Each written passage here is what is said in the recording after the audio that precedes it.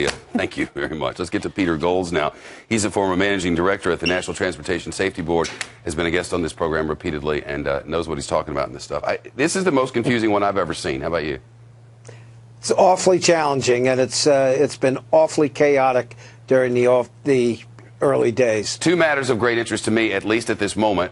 We got word from the military that they're moving assets west, and we got word from the White House that a new search area may open in the Indian Ocean. What is that to lead me to believe? That's thousands of miles away.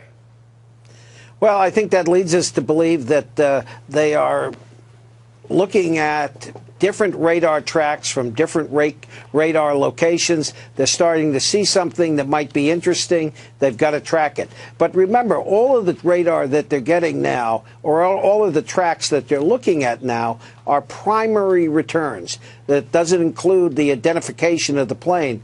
So there's a great deal of art in the interpretation of radar tracks as opposed to just turn on the machine and take a look. I mean, this is extraordinarily challenging. Leah just reported on these communications that the engines send back. Whether they've subscribed to the service or not is another matter.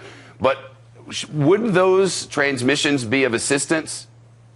Absolutely. In Air France 447, there was a burst of, I think, 14 of these kinds of data dumps from the engine, from the aircraft itself.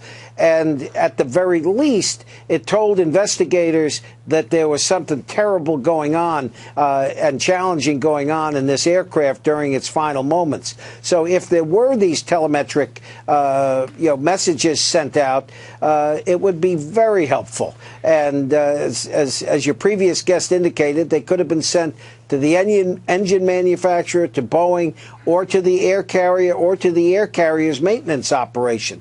So if somebody's got the information, it's long overdue to release it. It's our understanding that the Malaysians are sharing information now, which is kind of a new thing. But Peter, I'm also, before we go, the Wall Street Journal reporting that there is a theory out there that they are actively considering that somebody may have taken this plane, landed it in an unknown location with plans to use it for another purpose later.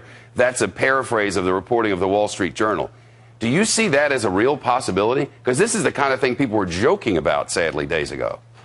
Well, I mean, you can't eliminate anything, but you need quite a runway to land a 777. It's pretty hard to disguise it. It can't be eliminated. I wouldn't put it at the top of the list. But that the Malaysians are sharing information now and cooperating with more fully with the other groups involved in this investigation is really good news. Yeah. Good news and overdue news. Peter Goals, formerly of the NTSB. Peter, it's nice to see you again. Thank you. Good seeing you, Shep.